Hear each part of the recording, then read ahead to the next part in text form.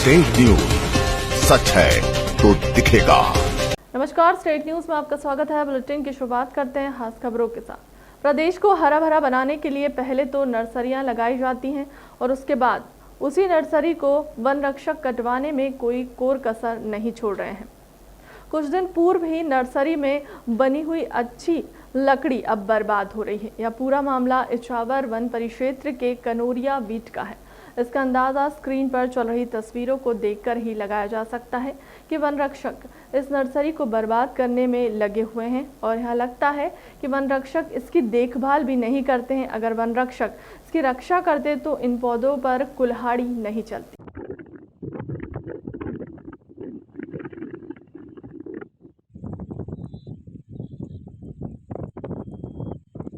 अपने आप में चर्चाओं में रहने वाली भोपाल सांसद साध्वी प्रज्ञा ठाकुर इस बार फिर फेक कॉल और मैसेज अब आने पर चर्चा में बन गई हैं।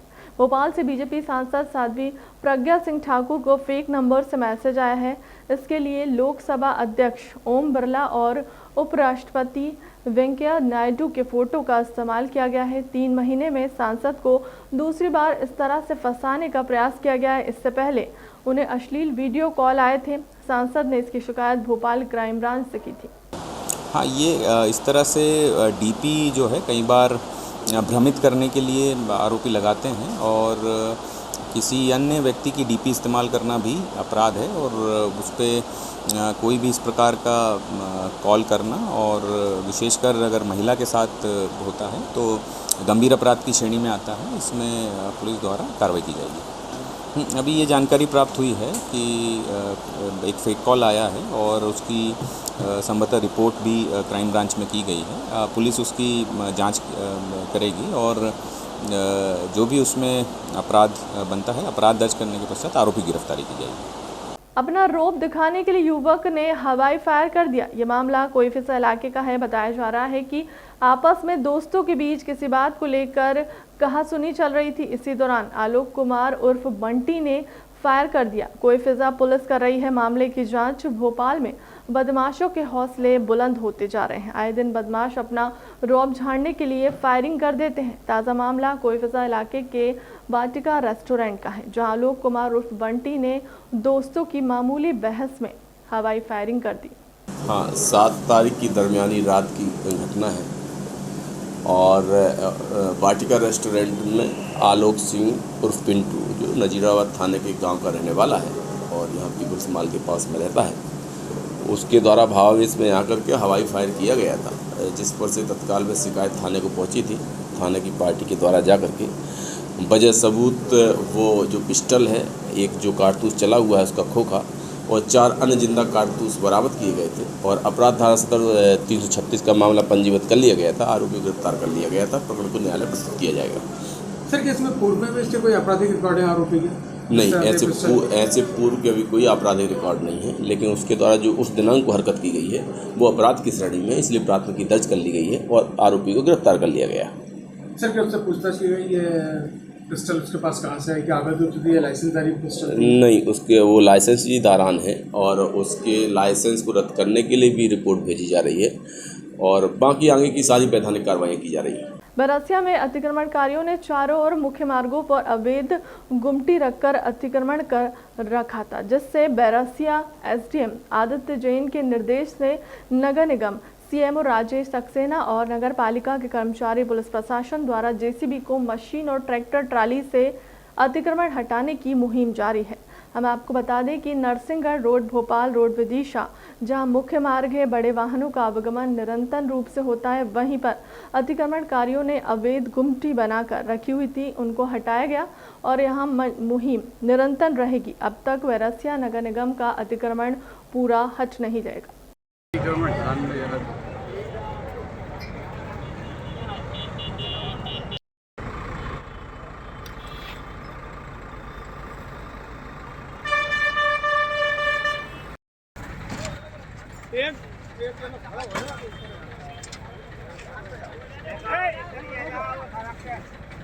गवर्नमेंट कार्रवाई कहाँ से कहाँ तक हो रही है? ये मंडी कॉम्प्लेक्स की दुकानें जो हैं बस स्टैंड के सामने, हम लोगों ने आखिर 30 से 3 दिन पहले सबको मुनादी के माध्यम से सूचित कर दिया था क्योंकि आखा तीज अपन लोगों का बहुत बड़ा त्यौहार होता है, इसलिए हमने उसको थोड़ा विराम देते हुए पुनः एक बार इन लोगों को अनाउंसमेंट के माध्यम से, मुनादी के माध्यम से सूचित कर दिया था कि आप लोग स्वतः अपना जो भी आपने दुकान के बाहर और हमारे नगर पालिका के गार्डन में जो भी अतिक्रमण किया है उसको स्वतः हटा लें।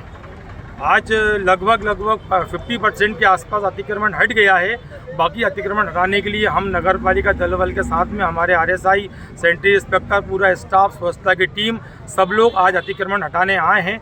TI साहब और पुलिस बल भी आ रहा है, SDM साहब भी आने वाले हैं और हम लोग आज ये पूरा जितनी भी भोपाल रोड का मंडी कॉम्प्लेक्स की दुकानों के सामने अतिक्रमण है, गार्डन में अतिक्रमण है, उसको हटाने का हमारा मुहिम है। जब तक अतिक्रमण नहीं हटेगा हमारा पूरा स्टाफ, हमारा दल यहीं रहेगा।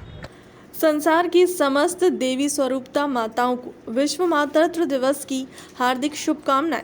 आज अछरू मैया से यही प्रार्थना है कि माँ अपने संसार में हर माँ को स्वस्थ रखें, सुरक्षित व प्रसन्न रखना और उनकी सभी प्रार्थनाएं स्वीकार करना। सभी माताओं को प्रणाम।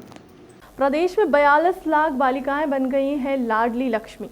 लाडली लक्ष्मी 2 का शुभारंभ STI कैलाश सत्यार्थी हाल में लक्ष्मी उत्सव का आयोजन हुआ। उत्कृष्ट कार्य करने वाली बालिकाओं को प्रशस्ति पत्र देकर सम्मानित भी किया गया। रविवार देर शाम भाजपा के प्रदेश अध्यक्ष और खजुराहो से सांसद BD शर्मा विदिशा पहुंचे, जहां उन्होंने STI कॉलेज में आयोजित कार्यक्रम में भाग लिया। इस कार्यक्रम के जरिए प्रदेश भर में लाडली लक्ष्मी के दूसरे संस्करण का प्रारंभ हो रहा है। प्रदेश में जहां 42 लाख बालिकाओं को ऐसी योजनाओं में शामिल किया गया। विदिशा जिले में 75,000 लाडलियाँ हैं जिनको हमने इस योजना से लाभान्वित किया है।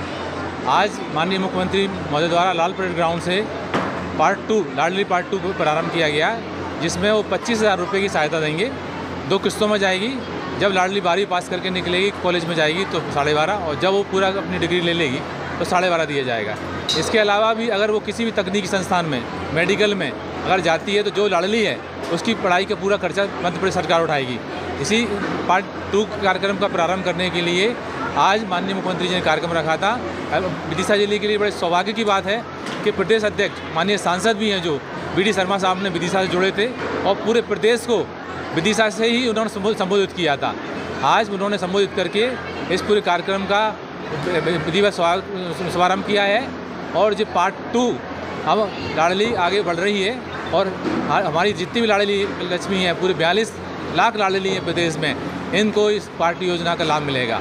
एक ऐप का प्रारंभ किया गया जिससे लाडलियाँ अपनी जानकारी स्वयं भी देख सकती हैं। सबसे पहले तो मैं आपको आज का जो दिन है, ये मध्य प्रदेश के इतिहास का बहुत बड़ा दिन है कि आज भारतीय जनता पार्टी की सरकार ने 42 लाख बेटियां लाडली लक्ष्मी, आज राज्य उत्सव था उनका पूरे मध्य प्रदेश के अंदर। माननीय मुख्यमंत्री जी ने, हमारी सरकार ने लाडली लक्ष्मियों को लेकर जो 42 लाख बेटियां जो ताकत इस मध्य प्रदेश की हैं, आज उनका उत्सव मनाया है, आज उन बेटियों को सम्मानित किया है। इसलिए एक ऐतिहासिक दिन है और हमारी सरकार के नेतृत्व में माननीय मुख्यमंत्री जी के लाडली लक्ष्मी के माध्यम से बेटियां अब इस मध्य प्रदेश नहीं पूरे देश के अंदर अभिशाप नहीं वरदान बन करके खड़ी हैं। जो महिला पुरुष रेशियो जो बच्चों के पैदा होने का, बेटे और बेटियों का, जो कभी 912 1000 बेटे होते थे, 912 बेटियां होती थी, माननीय मुख्यमंत्री जी के इस अभियान में, भारतीय जनता पार्टी के अभियान में लाडली लक्ष्मी ने आज इस मध्य प्रदेश के अंदर 912 की जगह 958 बेटियां और 1000 बेटे, एक ऐतिहासिक सामाजिक परिवर्तन इस माध्यम से बना है। इसलिए आज मैं इस अवसर पर उन बेटियों को शुभकामना देता हूं और मध्य प्रदेश की ताकत जो माननीय प्रधानमंत्री ने, माननीय मुख्यमंत्री ने, बेटी बचाओ बेटी पढ़ाओ, और हम तो ये कहते हैं कि बेटी को आगे बढ़ाओ का जो हमारा नारा है, इस पर हमारी सरकार काम कर रही है। किरण अहिरवार, पूर्व लोकसभा प्रत्याशी टीकमगढ़ और प्रदेश सचिव मध्य प्रदेश कांग्रेस कमेटी ने मिट्टी बचाओ अभियान को लेकर 3600 किलोमीटर की यात्रा कर टीकमगढ़ पहुंचे सुरेंद्र यादव वीरपुरा जतारा का अस्पताल चौराहे पर स्वागत किया और हौसला बढ़ाया। साथ में ही यादव को और टीकमगढ़ के नागरिक उपस्थित रहे। उनकी यात्रा कश्मीर तक रहेगी। उन्होंने शुभकामनाएं भी दी और यात्रा सफल होने की शुभकामनाएं दी। सफलतापूर्वक पूरी यात्रा करें। अच्छा, कहाँ से कहाँ तक आप जा रहे हैं? तमिलनाडु ईसाई योगा सेंटर से कश्मीर तक के।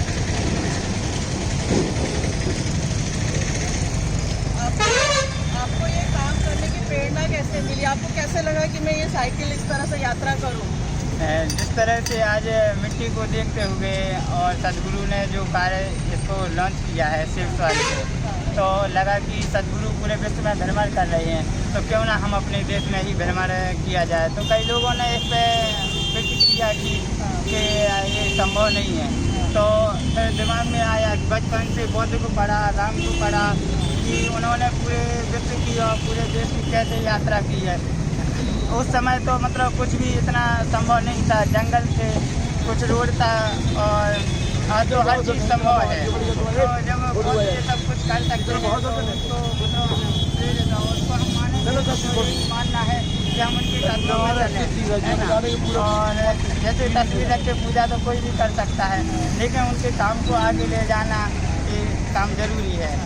तो हम चाहते हैं कि जैसे बोधत्व हमें प्राप्त हो जाए, ऐसा हर किसी को हो और हर कोई अपने जीवन को जाने समझे और देश का भ्रमण करे और अपनी मिट्टी, और जैसे कि आप हमारी माँ है तो आपसे पहले मिट्टी माँ है, तो मिट्टी हमारी माँ व आपकी माँ है। अगर ये माँ सेफ है तो आप सेफ हैं और ये पूरी धरती सेफ है। तो इसके लिए हमारा एक छोटा सा प्रयास है, आप सभी का आशीर्वाद है। ये तस्वीर भोपाल ट्रैफिक थाने में खड़ी उन 68 बुलेट बाइक्स की हैं जिन्हें ट्रैफिक पुलिस ने मॉडिफाइड साइलेंसर लगे होने के कारण जब्त किया था। पुलिस ने अभियान चलाते हुए 30 अप्रैल से 7 मई के बीच तेज आवाज़ निकलने वाली 226 बाइक्स जब्त की हैं। इनमें से 1.5 लाख रुपए से लेकर 9 लाख रुपए तक की बाइक शामिल है। सभी प्रकरण पुलिस ने अदालत भेज दिए हैं, जहां से 158 में फैसला आ चुका है। समय से ये सूचना प्राप्त हो रही थी कि जो मॉडिफाइड साइलेंसर्स हैं उसके कारण ध्वनि प्रदूषण जो है काफ़ी बड़े स्तर पे सड़कों पे हो रहा है। विशेषकर रात के समय भी ऐसी जो बाइक्स हैं उनके द्वारा काफ़ी तेज़ आवाज़ में जो है इनका प्रयोग किया जाता है। चूँकि मोटर व्हीकल एक्ट में और अन्य जो नियम हैं उसमें प्रावधान है कि गाड़ी में किसी भी प्रकार का संशोधन, मॉडिफिकेशन बिना अनुमति के नहीं हो सकता है। और ये जो बाइक्स हैं जिसमें विशेषकर 350 सीसी से अधिक की जो सुपर बाइक्स हैं उसमें मॉडिफाइड साइलेंसर का उपयोग इन लोगों द्वारा किया जा रहा था, जो नियम विरुद्ध है। पुलिस ने ऐसे वाहनों को चिन्हित किया है और चिन्हित करके जो साइलेंसर इनका नियमानुसार नहीं था उसके ऊपर चालानी कार्रवाई भी की है। उद्देश्य यही है कि जो नियमानुसार जितनी आवाज़ का साइलेंसर उपयोग होना चाहिए उसी का उपयोग किया जाए और मॉडिफाइड करके या कोई संशोधन करके उसमें आवाज़ जो है इस गति पे तेज़ी से ना आए, जिससे अन्य लोगों को परेशानी है। विशेषकर रात के समय जो तेज़ गति में वाहन चलाते हैं इससे काफ़ी अधिक ध्वनि प्रदूषण। जुर्माने की बात करें, जुर्माना राशि कितनी इनसे वसूल की है? लगभग 200 के लगभग अभी तक जो संख्या आई है वाहनों की, और अलग अलग प्रकरणों में राशि है। कुछ में साइलेंसर भी जब पुलिस कर रही है, और जो वाहनों में नियमानुसार जो नहीं होते हैं, जिनका रजिस्ट्रेशन या मॉडिफिकेशन जो नियम विरुद्ध भी है, उस पर फिर नियमानुसार कार्रवाई की जाए। में जो वाहन सड़कों पर चलते थे उसकी एक निश्चित हॉर्स पावर निर्धारित थी। चूँकि उसमें नियमों में अंतर आया है, तो अब 350 सीसी से अधिक लगभग 1800 सीसी तक की बाइक्स भी मैन्युफैक्चर होके इंपोर्ट होके भारत में आ रही हैं। और उसमें नियमानुसार जो भारत में मापदंड हैं उन्हीं का प्रयोग किया जाता है, विशेषकर जैसे साइलेंसर की बात कर रहे हैं। लेकिन अगर उसको बदल दिया जाए तो ध्वनि प्रदूषण अधिक रहता है, इसलिए उन पर कार्रवाई की जाती है। मंदसौर जिले के सीतामऊ थाना क्षेत्र के दलावदा गांव में एक तालाब में डूबने से 3 बच्चियों की मौत हो गई। तीनों की उम्र 12 से 15 साल के बीच है और तीनों आपस में बहनें हैं। इनमें से 2 सगी बहनें हैं। जानकारी मिली है कि दलावदा गांव की रहने वाली 12 से 15 साल की बच्चियां गायत्री पिता प्रकाश कुशवाहा, आरती पिता प्रकाश कुशवाहा और राधा पिता लाला राम कुशवाहा, तीनों की उम्र लगभग 12 से 15 के बीच है। जानकारी मिली है कि बच्चियां खेलते खेलते तालाब पर नहाने चली गई थी।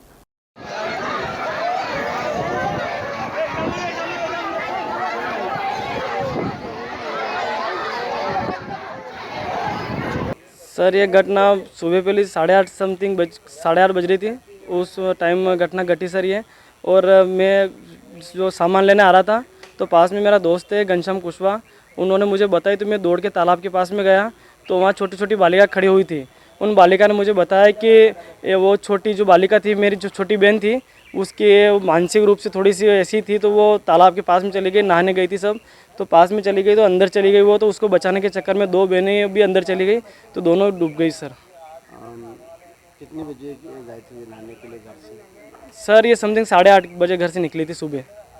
क्या रोजाना इसी तरीके से नहाने? जी सर, नहाने माता जी का मंदिर है सर, वहाँ पे नहाने जाती थी सर। आपकी क्या लगती है? सर मेरी बहनें हैं, परिवार में मेरे अंकल की लड़कियाँ हैं तीनों। जी, आज सुबह ग्राम दलावदा से सूचना मिली कि 3 बालिका हैं जो आपस में बहनें हैं, 2 रियल सिस्टर हैं और एक अंकल की लड़की है। वो सुबह नहाने के लिए ग्राम दलावदा के एक तालाब में गई थी, रोज़ ही की तरह नहाने गई थी। चूँकि पहले एक जो सबसे छोटी सिस्टर है वो नहाने गई, जो मेंटली थोड़ी सी डिस्टर्ब है, उसको बचाने के लिए अन्य 2 बहनें गई जो पानी में डूब गई, जहाँ शव को पानी से तालाब में से निकालकर पोस्टमार्टम के लिए सीतामऊ अस्पताल लाया गया। क्या रोजाना इस तरीके से बच्चे जाते थे? पता चला है कि बच्चे रोजाना भी जाते थे? हाँ, परिवार वालों से प्रारंभिक तौर पे जानकारी मिली है कि नहाने के लिए उसी तालाब का उपयोग किया जाता है। बालाघाट वारसिवनी में रोड पर ग्राम डोंगरिया में सैनिक रेस्टोरेंट के सामने एक युवक की लाश मिली है। पुलिस ने हत्या का मामला दर्ज कर जांच शुरू कर दी है। एएसपी विजय डाबर ने मामले की जानकारी देते हुए बताया कि रात करीबन 3 बजे डायल 100 को सूचना मिली थी कि ग्राम डोंगरिया में किसी व्यक्ति की लाश सड़क किनारे पड़ी है।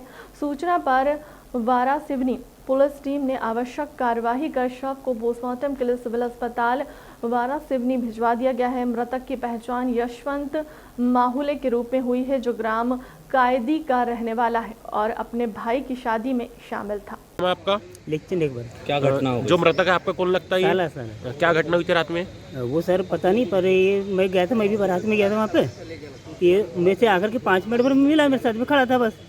उसके बाद इनका झगड़ा किसके साथ हुआ क्या वो नहीं पहचानता। कहाँ पर हुई थी इनकी घटना?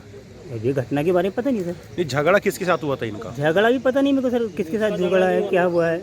ये कितने बजे तक आपके साथ में था? 5 मिनट बस। 5 मिनट। कहाँ पर? कहाँ कोई बारात में। कहाँ गई थी बारात? ये सिकंदरा में गई थी। अच्छा, कुछ लोगों ने झगड़ा जब हुआ था आपने देखे कि किसके साथ झगड़ा हुआ था? नहीं सर, मैंने नहीं देखा। नहीं। तो आप जो बता रहे थे डंडे वाली बात, वो कैसा? हाँ, अब पता नहीं वो कौन थे, तो वो डंडे वंडे लेकर के खड़े थे वहाँ पे। कहाँ पर? वो मतलब दुल्हन के बाजू में, वो स्टेज के बाजू में। स्टेज के बाजू हाँ, पहचानते हो आप उनको? नहीं, उनको नहीं पहचानते। कितने के लोग खड़े थे डंडे लेकर? अब वो पता नहीं, वो तो डंडे वंडे लेकर के उधर में थे।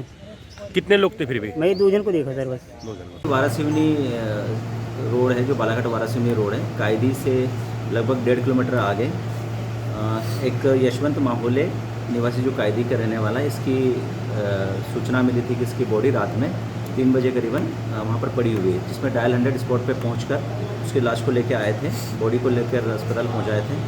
अभी वर्तमान में जो जानकारी प्राप्त हुई कि इसके भाई की शादी थी सिकंदरा में, ये वहाँ पर आया था और वहाँ से जो है अपने घर के लिए निकला था। पुलिस सभी बिंदुओं पर जाँच कर रही है। बेसिकली रहने वाला कायदी का है, पर अमित नकपुरे के साथ में वर्तमान में नरसिंहपुर साइखड़ा रहता है। शादी होने के कारण घर पे आया था और अभी चूँकि घटनास्थल हम लोगों ने देखा है, उसके मृतक की लाश का निरीक्षण किया है। सभी बिंदुओं पर जांच कर तथ्यात्मक जानकारी एकत्रित कर पता लगाने की कोशिश कर रहे हैं कि घटनाक्रम कैसे घटित हुआ। बालाघाट जिले के बिरसा जनपद अंतर्गत ग्राम करोंदा निवासी प्राथमिक शाख सहकारी समिति के सहायक प्रबंधक संतोष भगत के घर पर लोकायुक्त पुलिस जबलपुर की टीम ने छापामार कार्रवाई करते हुए आय से अधिक संपत्ति मामले को उजागर किया है। लोकायुक्त पुलिस ने बताया है कि ग्राम करोंदा निवासी संतोष भगत, जो पूर्व में इसी समिति में सेल्समैन थे, उनके खिलाफ आय से अधिक संपत्ति की शिकायत प्राप्त हुई है, जिसके अनुसार उनके घर पर छापामार कार्रवाई की गई। अभी तक उनके पास से 12 कृषि और अन्य भूमियों की रजिस्ट्री, 15 लाख की एफडी, 4 मकान और 6 लाख रुपए के घरेलू सामान की जानकारी आई है। आय स्थिति के इन्होंने आज प्रकार करके आज अधिक संपत्ति को अर्जित किया है। इस संबंध में लोकायुक्त संगठन के संभाग में संतोष भगत के खिलाफ आज से एक संपत्ति के प्रकरण पंजीबद्ध किया है। आज उसी कार्यक्रम में उनके घर पर छापा कार्रवाई की गई है। छापा कार्रवाई के दौरान उनके मकान से 12 भूमि और अन्य भूमियों की रजिस्ट्री 15 लाख की है, 6 लाख लगभग का घरेलू सामान, 4 मकान, 1 बालाघाट, 2 बिरसा और 1 ग्राम में विकास में आए हैं। अभी इनकी संपत्ति की जांच जारी है। और अभी तक जांच में सर कितनी संपत्ति तो पता चला कुल अभी लगभग 1 करोड़ 10 लाख रुपए की संपत्ति उजागर हुई है, जो और भी अगर बढ़ने की संभावना है। गुना जिले के विधानसभा चाचोड़ा क्षेत्र के भानपुरा गांव में आज जिले के 10 थाने के पुलिस बल के साथ दबिश दी गई है, जिनमें पुलिस और आबकारी विभाग द्वारा 5 लाख रुपए की 10,000 लीटर लहान नष्ट की गई। वहीं 50,000 रुपए कीमत की 300 लीटर हाथ भट्टी से बनी कच्ची मदिरा जब्त की गई। अवैध मदिरा बनाने के तीनों आरोपियों के खिलाफ दीपू कंजर, सोनू कंजर, श्यामपाल कंजर चाचोड़ा थाने में 3 अलग अलग धाराओं में प्रकरण दर्ज किए गए हैं।